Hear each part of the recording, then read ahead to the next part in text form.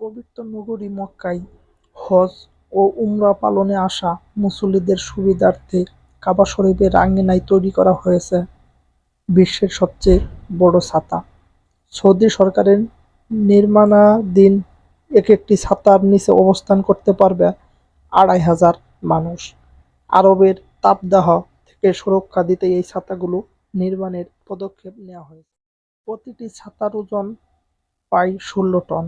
জানা গেছে হারাম শরীফের ওপরে ৮টি হাই টেকনোলজি সাইজের ছাতা বসানো হবে।